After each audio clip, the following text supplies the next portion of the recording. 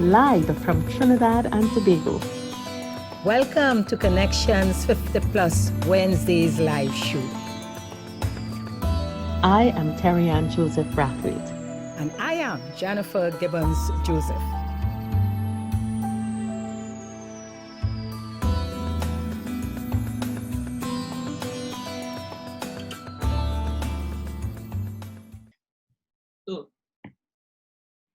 Hi, welcome everyone from Trinidad and Tobago and the Caribbean.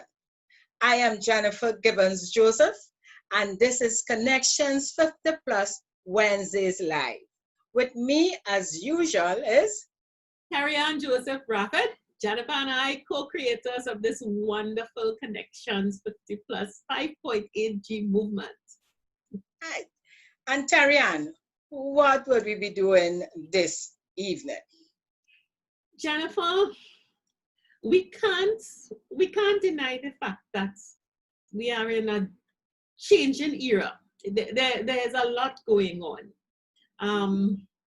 The USA is in uproar.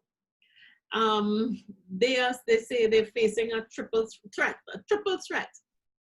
They have the COVID-19 lockdown, they have record levels of unemployment, and then there's the social unrest coming off after the death of the murder of Mr. Floyd. And you know, we've been talking over the last few weeks about getting people reset and restarted. Yes.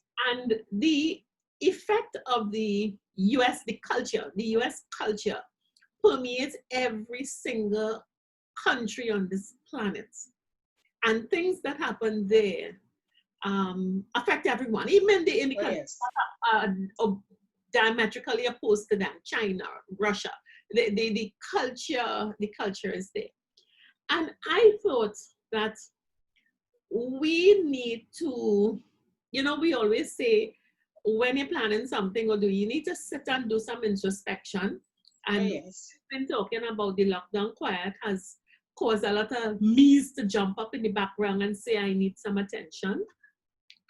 And you know, we were talking and we said that we should spend some time reflecting on the world at this time and our context as Caribbean people, as Trinidadian people, as Black people, as non-white people, and also very critically in the context of being in a part of this 5.8G generation, you know, because if we aren't anything, we are authentic and we reflect what is going on in our environments.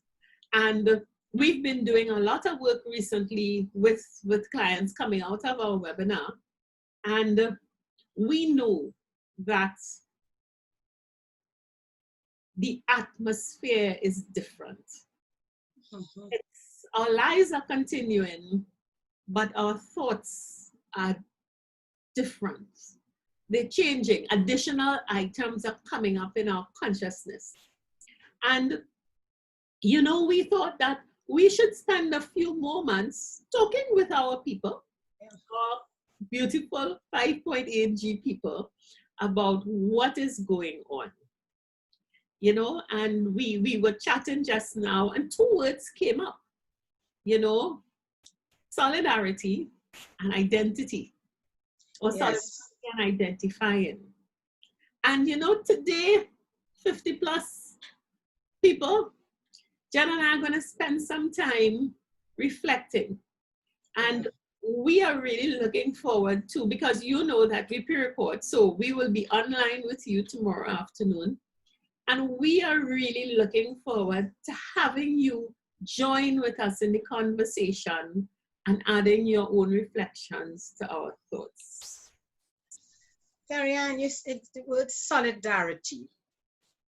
Actually, just today, I decided to change my Facebook profile in solidarity with Black Lives Matters, with my Black brothers and sisters and family out in the US. And I should say throughout, because it's affecting all of us. And, you know, one of the comments was made because my profile just said Black Lives Matter. I didn't need to put anything else. And I got a response, and I've been seeing responses like that on other people's Facebook pages, where all lives matter. Now, reflection for me personally, and you know, especially what we do here, we embrace everyone, you know, the Connections 50+ stage, all colors, creed, and race. But you also said identity is very important to me. So while I embrace everyone, at this time, I feel extremely sad. I feel pain. And my expression, Black Lives Matter, to me is a very, very serious statement, you know? And so I want to share that because I am in solidarity with my Black brothers and sisters, especially in the US. And you know, as Caribbean people, we have families. I have nieces, nephews, grandnieces, friends. I mean, that's it, you know? And when I saw, especially, and most of them in Brooklyn and in Queens and in all the areas where you see the red, I mean, they are there. So for me, it could be, I mean, my children studied in the States, so it so happened they're back home now, but could you imagine, they could have been out there, and they would have been in solidarity with those who march, and I am sure of that. So in reflecting, and especially as a mother, I don't have sons, but I said I have nephews. I mean, and as a mother, and you would see reflecting actually, for me, and it's just my mindset, and to feel like I can relate, I decided to sit where I'm sitting with, you would see the two photos behind me, and one this is an original, when I was in Nigeria, it came, and the other one a friend gave me, and you would recognize both of them depict that mother, that the strong Black woman working hard for family. I mean, I'm saying this, and you know I'm very passionate about that. I'm very passionate about that. Providing for their families in spite of all challenges. And Terri-Ann, you know, well, I could say for me, it wasn't easy. But what drove me, and what I know from my ancestors, is that vision of us coming out of poverty, of doing so much better, of paving a way, you know, for the younger ones to make sure that they do better. Yes. And I was brought up in that way also, with a very, very strong family background that values that you work hard towards what you want to get. So, and I experienced, I mean, in Trinidad, we are very fortunate that we live more or less in peace. We do have our issues, and we agree, but we cannot compare at all. I would say we are in a majority, we don't have that type as escalated, like what has escalated in the US. But there is, I mean, I grew up in the days with 1970s, you know, that was my time. You know, I just started work, etc. So I understood then very, very clearly how hard it was to, this, in spite of your education, because my era, our parents ensured that we were well educated. So we were qualified to work in the more let's say, prestigious type of positions. Yes. But you couldn't get it because we were Black. I mean, that's how it is. We were Black. And we are Black and came out of poverty. But again, I came out from the era where education was key, right? That was your ticket out of poverty, and that was your ticket to move up, you know, lift, as they say, lift your standard and get you a better job. And I started in the civil service, which was sort of what would have been termed better. You know, so my sisters went to teaching, nursing, you know, those things. But it came out of hard work, and it came out of, we weren't taught, and probably that's why I'm so passionate now and in solidarity with what is happening. We were not taught to sit back. And in my time in secondary school, because I attended St. Joseph Convent, Port of Spain, which at that time, we were in the minority, Yeah. okay? I am not, my experience was a good one, all right? But the reality was there, it was there. Those who were privileged and those who were not. I definitely wasn't any privileged group. Yeah. But what happened, that experience taught me that I can achieve, that I can do better, that nobody there is better than me because of the color of their skin. Mm-hmm. And because I was so strong about that, positive about who I am, Mm-hmm. I did not have any problems having friends who were white, Chinese, Syrian, until we were all adults and started working and realized, yes, we need to go our separate ways, you know?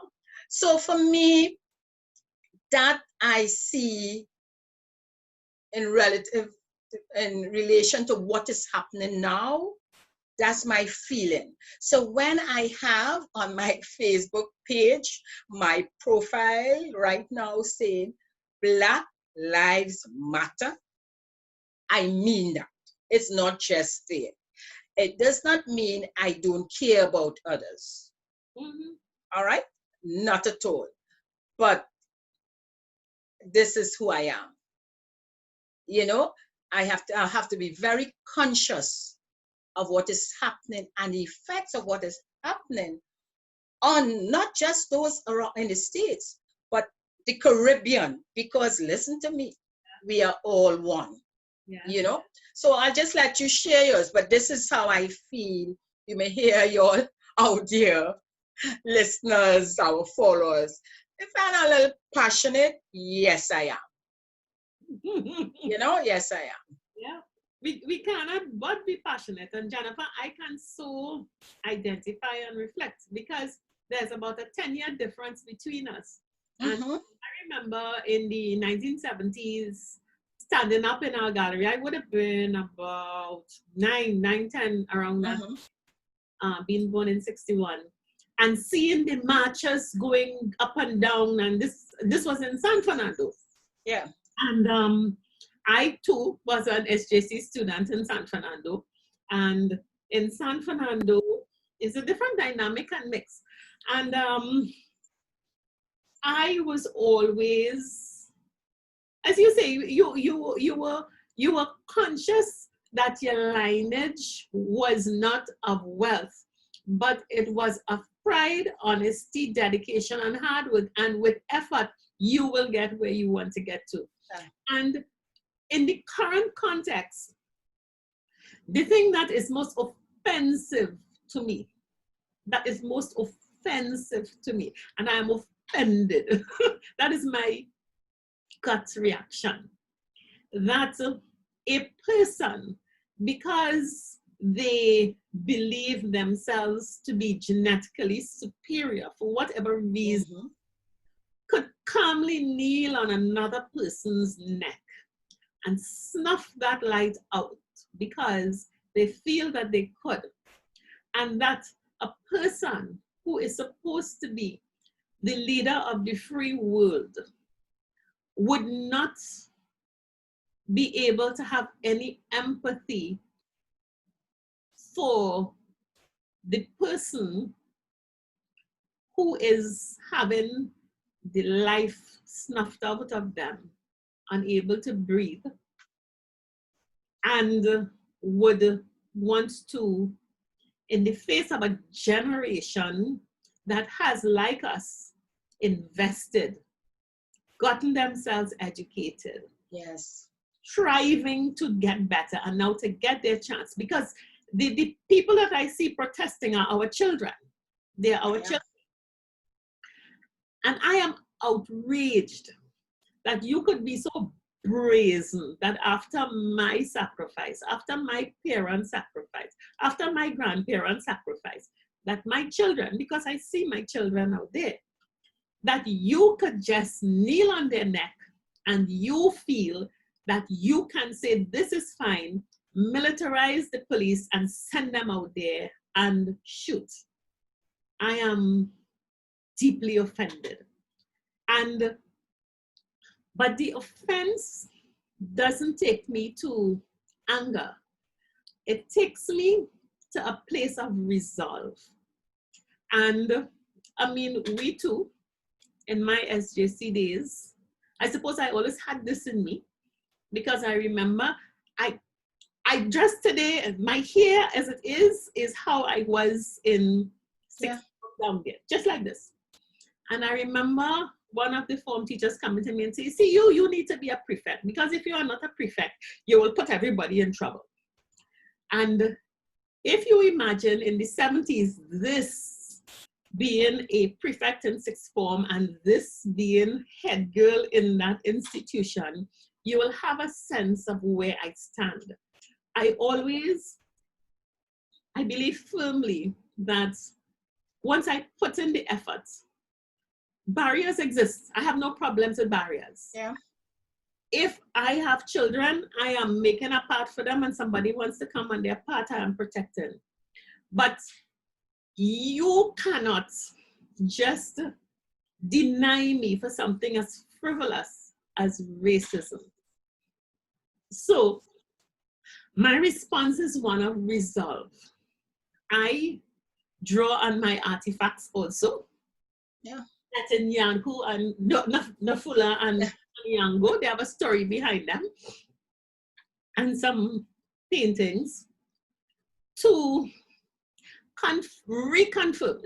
It's reconfirm the stuff that I am made of and the stuff that I've passed on to my children. Now I have boys, and I look at those crowds, I look at my sons, and I am so proud of them. And I look at those young people in those crowds, raising their hands in protest, saying, I can't breathe. You know, I can't breathe. They're saying, I need my space. Get out of my face. I need to breathe. I want part of my air. This is God's air. God gave me talent. I am educated, I am skilled, I am hardworking, I am honest, and you cannot just snuff out my air. So I look at the protesters and I look at the faces of the young people, and I see a lot of the, I have flashbacks of the marchers as they passed up along Cipero Street in the 70s. And that crowd that is just moving forward and thinking you could put how much police, you could put how much military. You think of Black Stalin. He said, you kill one juju, more come, more come. So stand up with your barriers and stand up with what you have. There are many like these that are going to keep coming in waves because they're standing on all kinds of shoulders. So I am not as worried about those youth, unlike you. They are my nephews, they are my uncles, they are my sisters, my friends, my godson. They are there, but I'm not worried about them. Jennifer, you know what I'm worried about? I'm worried about us. And I see in the faces of the youth who are saying, I can't breathe. I want my space. And I remember how many people made space for us as we journeyed through education. And we graduated, we went to UE, or we went Howard, or we went to, there's one in New York, Pace or Rutgers, and we got our degrees. And there was a network that was there making room for us and ushering us forward and allowing us to become what, giving us air to breathe. And sometimes what I sit and I look at and I worry and I say, are we recognizing that force of people? And are we giving space to allow them air to breathe? We, 50 plus, this cohort, we are on a stage. Some of us are still on the second act stage. Some of us hanging off the edge of it. Some of us straddling both the second act and the third act stage. And we may not be realizing that if we, the whites are not going to give them any air to breathe. They will get on their neck and snuff out the air. To the extent that we have had someone give us a platform and allowed us room to grow.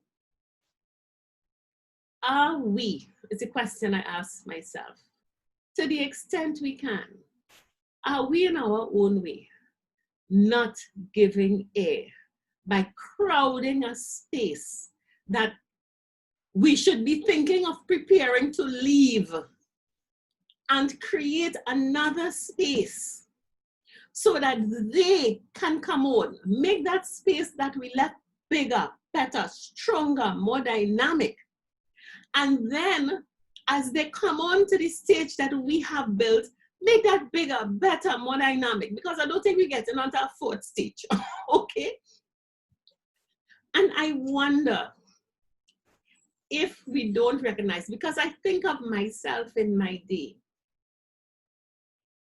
as I charged forward with that momentum. Jen, if we don't get out the way, they'll knock us down.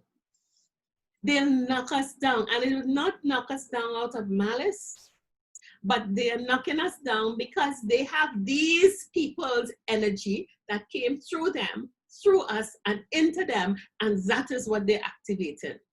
And we have to be careful as 50 plus, that as they say, I can't breathe, and as they say, Black Lives Matter, and as they make their space and their room in the world, we have to have them, we have to give them the leg up and throw them over the wall, just like people did for us. The man who knelt on George Floyd's neck was making room for one of his own.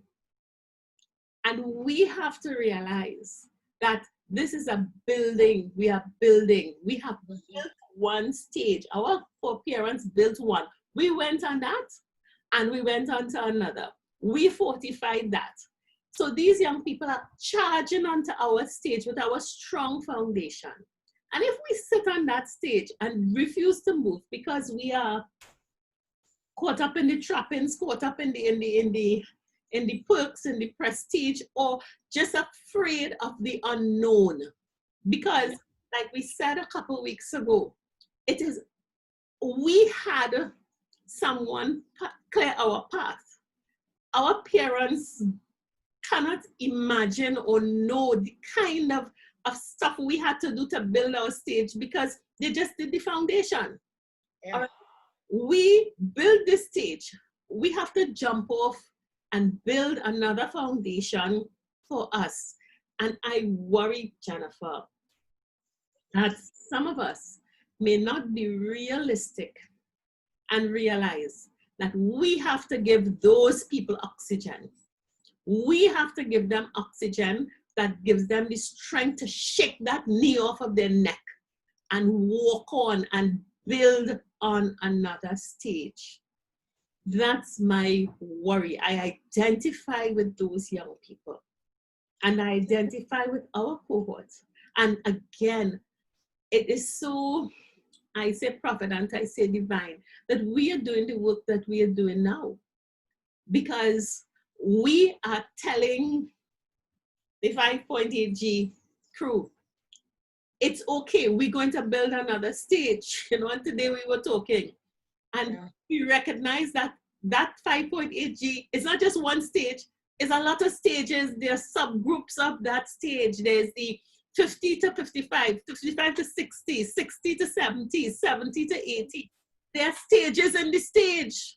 So it's a stage of stages that we have to build. It's even more dynamic and fantastic than the one we've left, that our children are going to make 1,000,000 times better because they're brighter than us, they're sharper than us, and they're stronger than us. At 50 plus, what I'm thinking, Terri-Ann, and looking at what is happening now, listening to comments and, you know, looking at not just listening, but looking at what is being written by others. I see it as us as the adults, many of us, even the education system, and I'm dealing here locally, has not passed on the history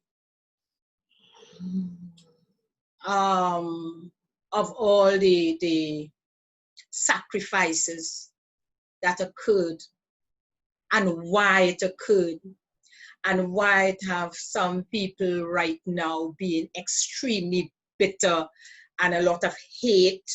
Because as you said, I am definitely in solidarity.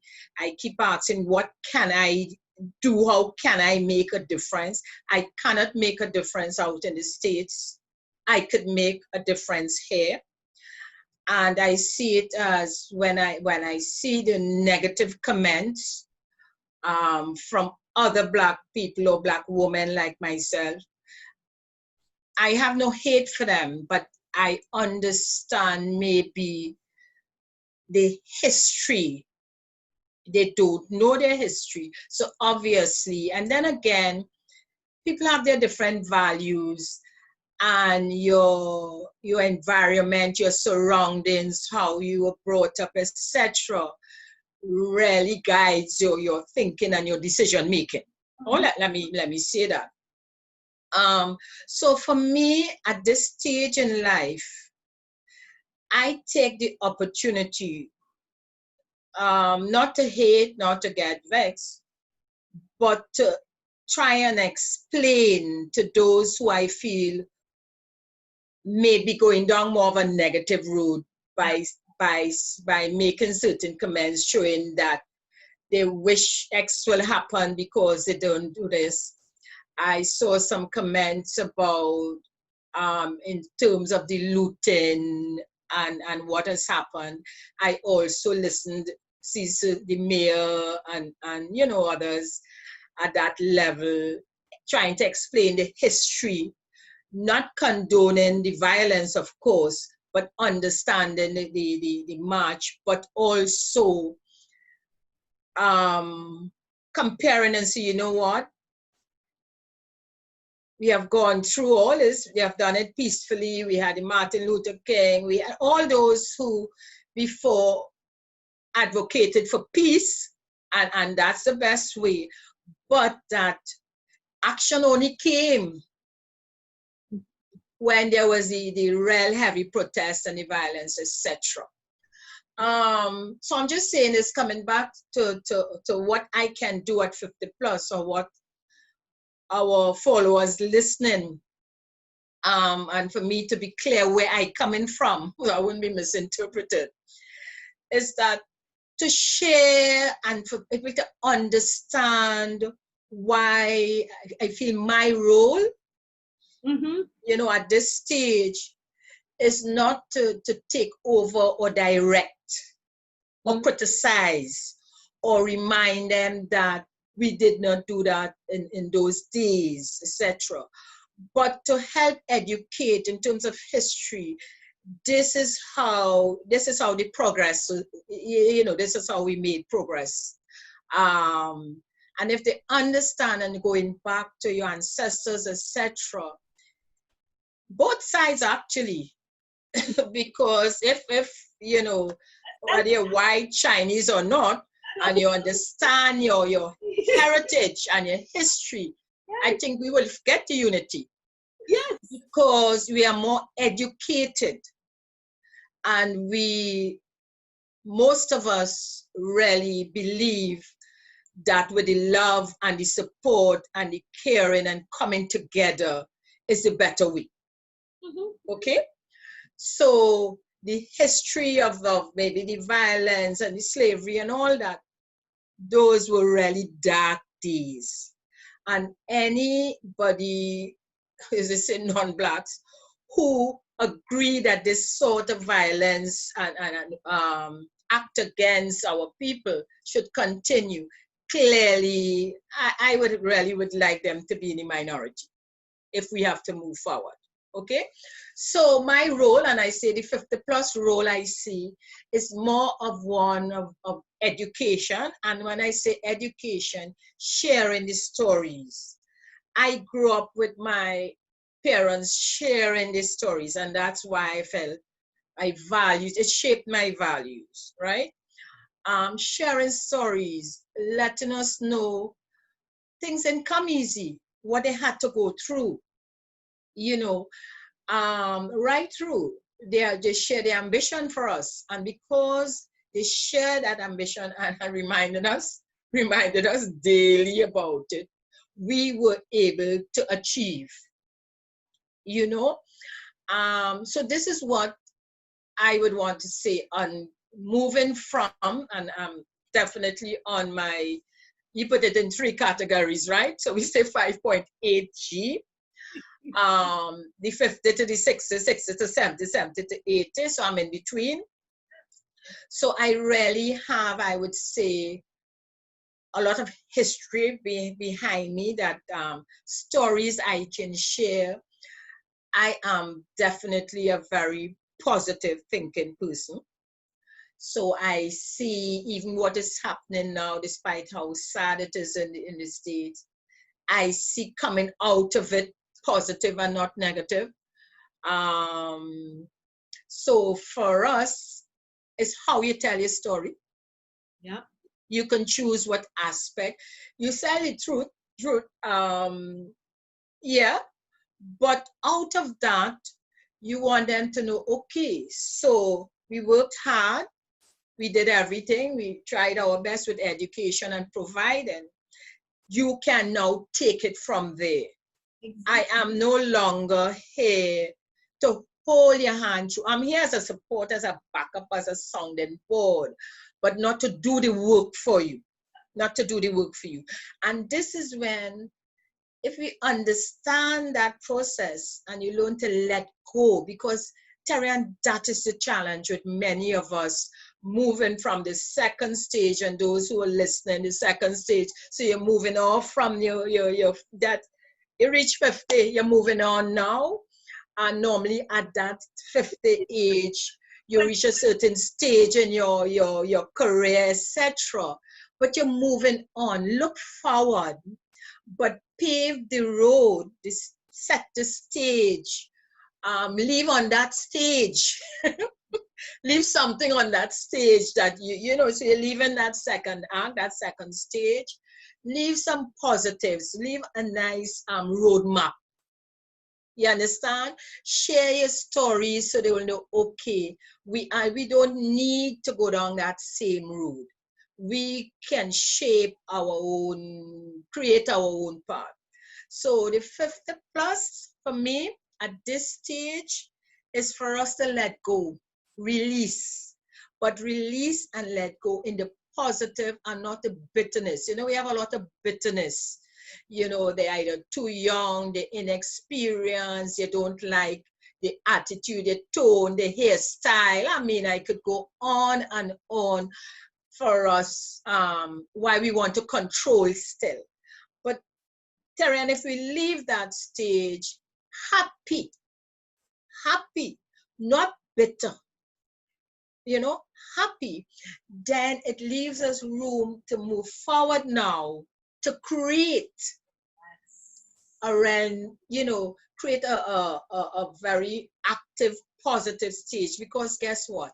They now will see us in a different light. And I know we will chat about that later. How you can release and create that new stage we are on. A whole new life, a new normal on this stage. And You a know? stage that could be created using all the talent, you know, and Jennifer, as you were talking, I'm thinking how you get to here. And even if we look at our history, Yeah. 1970 led to 1990 because out of 1970 came the National Union of Freedom Fighters. It came the Public Order Act. Out of all that came all kinds of suppression. But in spite of that, all of those young people who were educated, the Indians, the Africans, they continued moving on and continued moving on.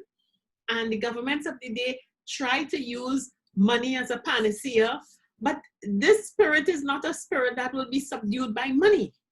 It is one that wants to create, wants to reveal, wants to allow its power, its strength, its creativity to go. And I think us now, this generation, because we benefited again from those people who opened and left this space, we cannot join that gentleman in kneeling on people's neck. We have to let them breathe. Step aside doesn't mean go into oblivion. It means really get into building the stage of stages. All the different stages, whichever stage we are in, whether it is 50 to 60, whether it is 60 to 70, whether it is 70 to 80. There is so much that we, with our wisdom, our education, our energy, our creativity, our talents, that we can do. And the thing about it is that we will be creating the drag, that air drag with the momentum, that when their power is coming through and they take over we think our second act stage fancy, well, let those young people get on it and fix it up for us. We will look back and be in awe. And in the same way, when we finish building our stage of stages, when they're ready to leave that for the next generation, it mustn't be because someone has knelt down on their collective necks and they have to say, I can't breathe. And because I can't breathe, I have to get up and throw you off and take my space. You know, we have to do that. And, you know, you talk about the stories. And I thank God that, again, I have sons. And I think I have this because if I was in the US and I had my two young sons outside there, I might throw over a car. I might throw over a car. You know, I say it might. The fact of the matter is, before you're accused of being violent. You know, I just roll it over. But the fact of the matter is that even for ourselves, you know, we look at what's going on and we wring our hands, and yes, there are many posts and stuff like that, but let us really ask ourselves, what are you doing? What you doing? What air are you occupying? Whose air you breathing? You fill your lungs and you've done a lot. What are you doing with all that oxygen and energy that's inside of you? What space are you occupying? Have you done your maths? Do you know that it is time to get ready to occupy another space? Are you afraid to step off because you don't know anything but the space that you have been occupying? Is it that you don't know how to check your inventory of creativity, of skills and things like that to begin another masterpiece? All the great artists didn't do one masterpiece, you know, they did many. They did many. And I am so proud of what we're doing and where we are in this point in time. And I think all the ancestors, Jennifer, our parents, grandparents, and the ones before that and before that. And I say to God, thank God, I don't know whether it was a man or a woman, but that was in that little African village. But I real glad he or she couldn't run fast. And they and I am glad that he was well fed and nourished, so he survived the trip. Because if he or she could have run very fast and he wasn't caught, I would not be in this position of privilege to be able to offer service to my fellow 50 plus cohorts to create another phenomenal stage. Terri-Ann, that's how I see it also, and that's why we are together on this. In chatting, you made a point, and I want to bring it up here, that this stage we are on, that we are calling the 5.8G stage, and we came up with that name now. Yes, we 50 plus, but we up it a bit with the 5.8G stage because it's a completely new stage. We saw it when you look back, we felt this era, this new elders, new cohorts. The COVID has really made me feel that I am an elder. I accept it, I embrace it. I'm not, it's okay, I'm an elder. But it's really a new group, because the group prior, the elders before us, were different, you know. They came out of a different time, of course. So their experiences, they didn't have the opportunities that we have. Mm-hmm. So many of us came out of very senior positions in the workplace, ran our own businesses, still running your own business. We really were given, we broke the glass ceiling a bit, so we still have our way to go. But, and I'm not dealing just now, because I'm not dealing with the woman who had to break the glass ceiling. Again, you talk about solidarity. Look at it in that way. But men and women, our men in this age group, in this 5.8G 50 plus cohorts, came out of very, very senior positions. CEOs at that level, managing directors, etc. Judges, yeah, all levels. Which and you had only a few in the earlier ones, those before us, who have left the stage. And Terri-Ann, so finding ourselves now out there, many of us no longer in the workplace with that sense of power controlling. Those who may still be in the workplace or running their own businesses now can't do it as they used to. Your energy level is no longer the same. You need to pass on the baton. Pass on the baton. And when you do that, I believe you can definitely now prepare this new stage, a stage that nobody else was on before. It is really new, but that brings with it a fear, a hesitation, because you're looking at, you are being very vulnerable. You know, you giving up Well, you'll have to, because it's a new stage. On the old stage, the previous stage, you had that status, status quo is very important. You need to be seen in a certain way, etc. But what is happening, many of us recognize that's no more. And if you hold on to that, it will make you miserable.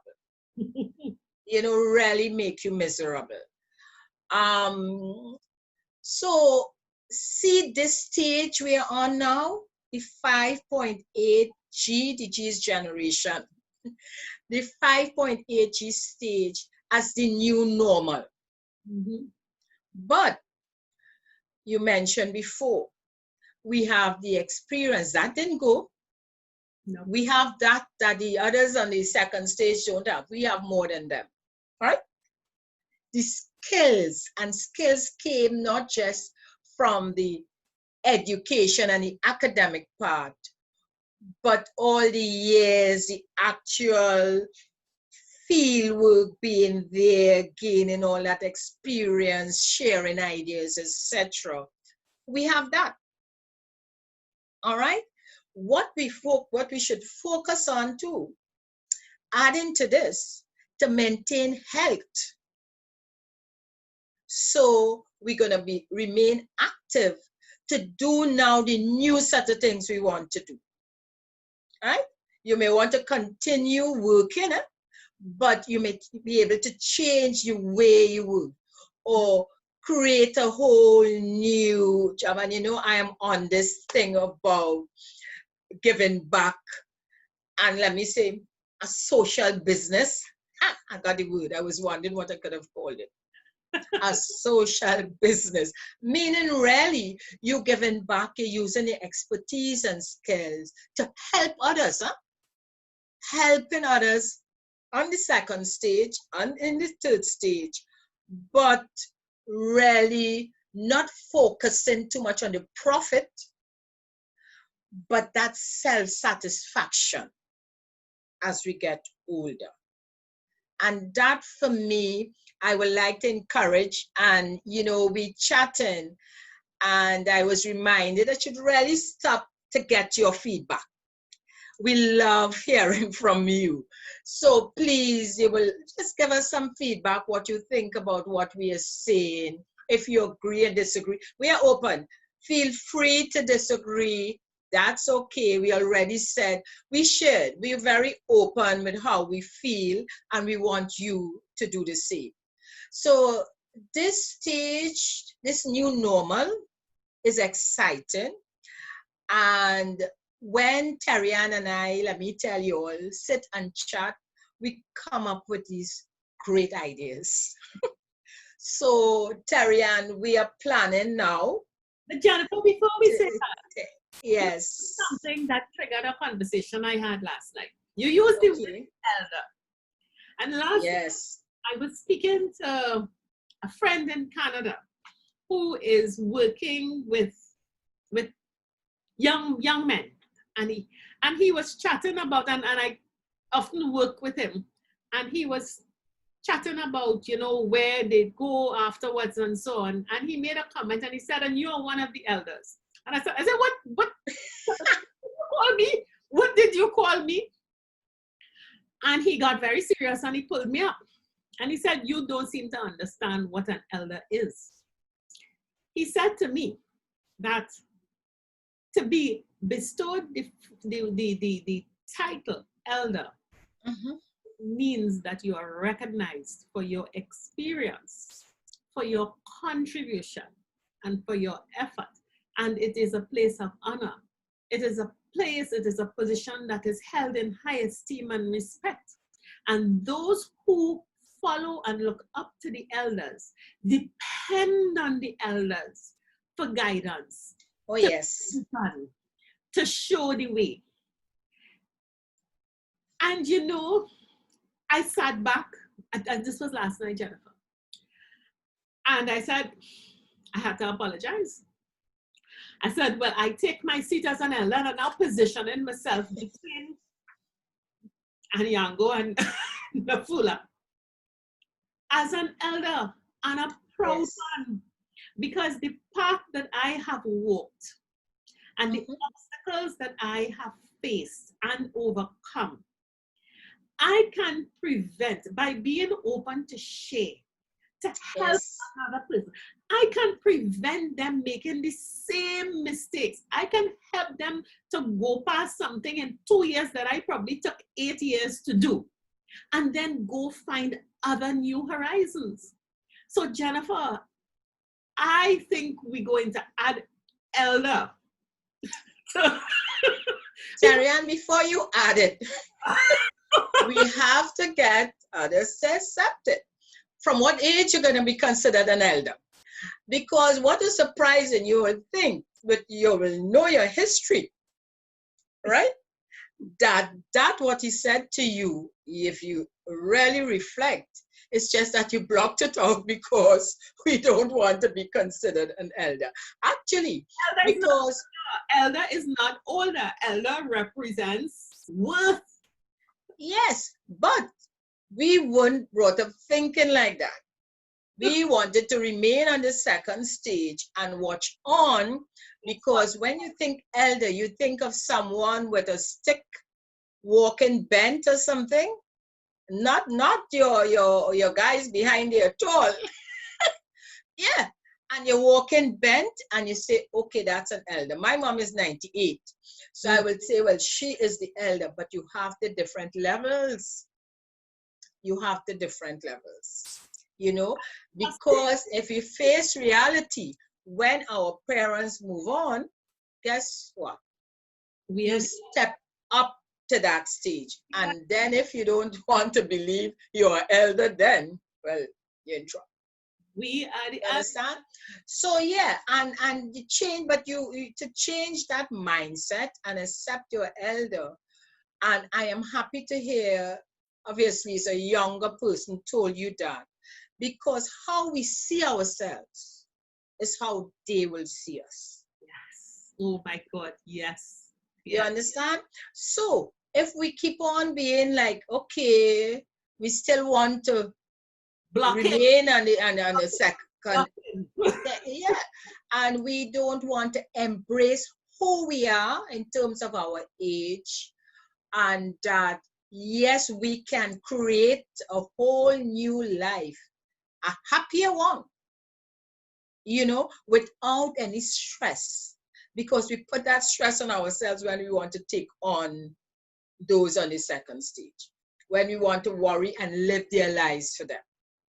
We release and you live your own. I am telling you, I keep telling people, I am really happy, Terri-Ann.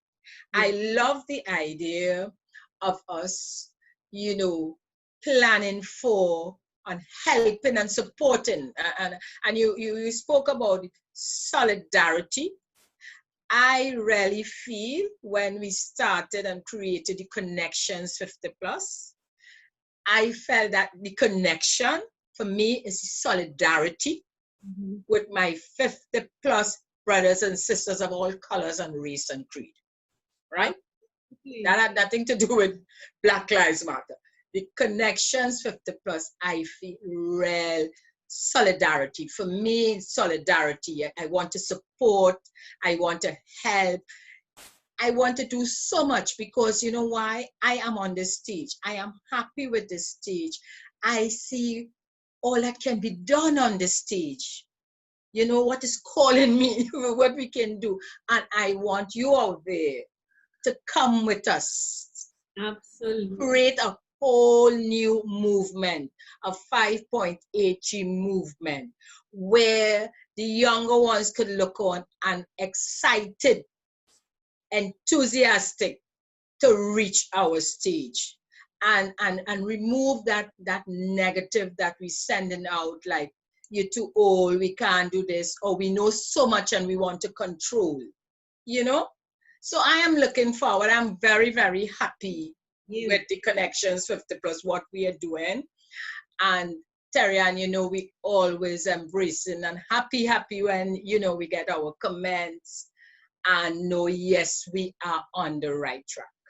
Well, Elder Jennifer, I'm not sure, like that spear in your hand, you know, that may be a sign of violence. No. This is a sign of protection. This is Great. You see, I like that. a hunt. This is a Good. Maasai to hunt. And this is a Maasai warrior and his wife, and they're getting ready to hunt together to feed their family. He has this spear, and this thing that she has, when she got up close, she will crack the head of the animal, and he used the spear to. Spear. So this is not, these are not weapons of violence at all. These are What I like about it, though, it's a form of unity, strength, cooperation, and cooperation, working together for one cause. family, I love it. community together. Oh, yes. They're out hunted. So I just wanted to make sure, you know, it's not being seen in the wrong light. No.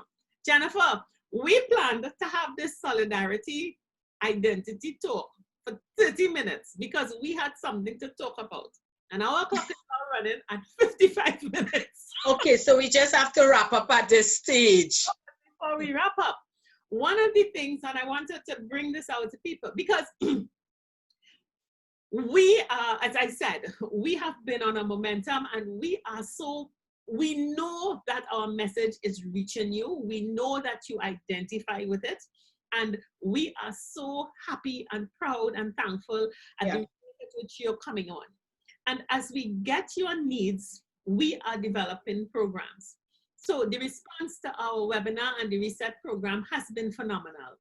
And as though for Providence, Jennifer and I have been talking about doing a workshop because we realize that there are many people who are not ready for the reset.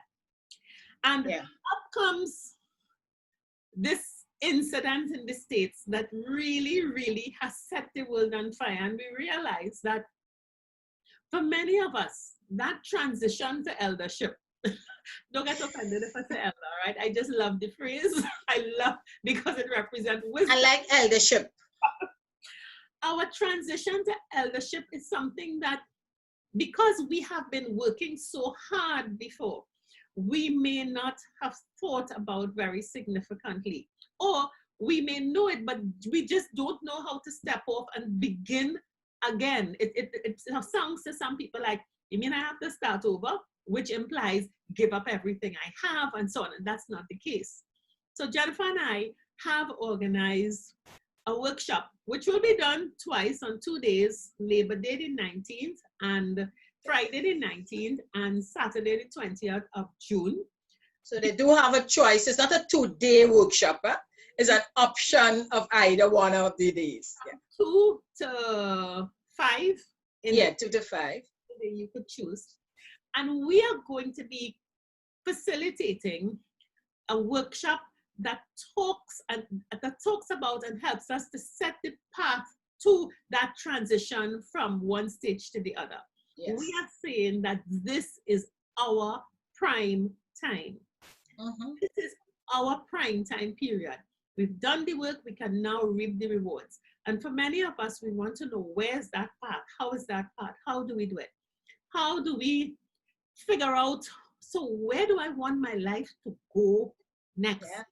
And that's where Jennifer, with her life coaching skills, the coaching process is we know we need clarity. We know there's some confusion and we need to think clearly. So in that workshop, we'll take you through it.